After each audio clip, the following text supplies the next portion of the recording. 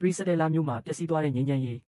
Sanctuary အဖြစ်ပြက်ပြီးတစ်နှစ်အကြာမှာတော့ Subaru နဲ့ Emilia တို့ဖွဲ့ဟာပတ်ခတ်ကိုပြန်နိုးထလာစေဖို့ Magic Stone လိုချင်တာနဲ့ Watergate City ဖြစ်တဲ့ Pristella စီထွက်လာခဲ့ကြတယ်။အဲ့ဒီမှာ Anastasia Pelle Crash တို့အဖွဲ့တွေတင်မကပဲ Julius Reinhardt Felix နဲ့ Vilhelm တို့နဲ့ပါပြန်ဆုံကြတာပေါ့။ဒါပေမဲ့ဒီ reunion ရဲ့ငြိမ်းချမ်းမှုကကြာမခံလိုက်ပါဘူး။လမ်းမပေါ်မှာ Street Performance ကြည့်နေတော့ Subaru တယောက်ဆင်း Archbishop of Red Sirius Romani Conti နဲ့ထိတ်တိုက်တွေ့သွားရော Sirius ကလူအုပ်ကြီးကိုသူ့ authority နဲ့ညှို့ယူပြီးကလေးတယောက်ကိုအမြင့်ပေါ်ကပစ်ချတက်လိုက်တာထူးဆန်းတာကကလေးတေသွားတာနဲ့ကြည့်နေတဲ့လူတွေကုန်ပါတေကုန်တာပဲ။ Subaru ပါတေသွားပြီး return ပိုင်တက်သုံးလိုက်ရတယ်။ဒါပေမဲ့ဘာပဲလုပ် Reinhardt ကိုခေါ်ပြီးတက်ခိုင်းရင်တော့ Sirius ရဲ့အစွမ်းကြောင့်လူတွေကုန်ထက်တေနေတော့မယ်အချိန်ချင်းတေပြီးပြန်ကြိုးစားရင်းနဲ့မှ Sirius ရဲ့အမုန်းတရားဟာ Emilia စီဦးတည်သွားတာကိုတွေ့လိုက်ရတယ်ဒါတင်မကသေးဘူး။ဆင်း Archbishop of Crete Regulus Cornelius ပါထွက်လာပြီး Emilia ကိုသူ့ရဲ့89ရောက်မြောက် white ဖြစ်သိမ့်ပိုက်တော့မယ်ဆိုပြီးရုပ်ရုပ်တဲတဲတွေဖြစ်ကုန်ကြတာပေါ့။မြို့တော်ကို Witch ကတက်ကထိန်းချုပ်လိုက်ခြင်း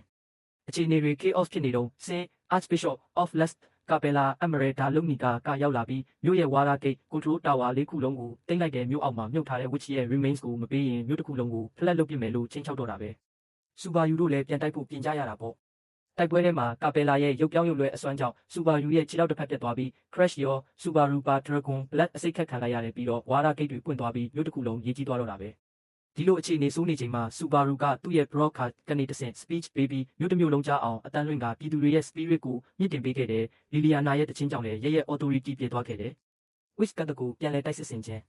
ဒီလိုနဲ့တက်ကူတွေစုပတ်တဲ့ပလန်ဆွဲပြီး Witch ကတကိုအသေးလဲပြန်တိုက်ကြပါတော့တယ်။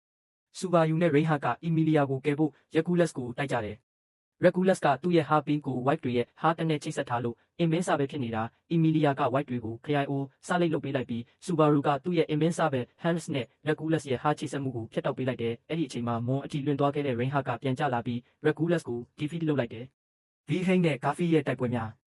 သူတို့နဲ့ fight လုပ်နေရတဲ့ mass fighter တွေဟာတေဆုံးသွားခဲ့ပြီဖြစ်တဲ့ 80 Iron Swordmaster Kagan နဲ့ Swordsaint Vilhelm ရဲ့ဇနီး Trisha Ban Astria တို့ရဲ့ resurrected body တွေဖြစ်နေတယ်နောက်ဆုံးမှာတော့ Vilhelm ကသူ့ဇနီးကိုငြိမ်းချမ်းစွာ pass on ဖြစ်စေခဲ့ပါတယ်။ Sirius ကိုကတ်ချလုံးမိခြင်း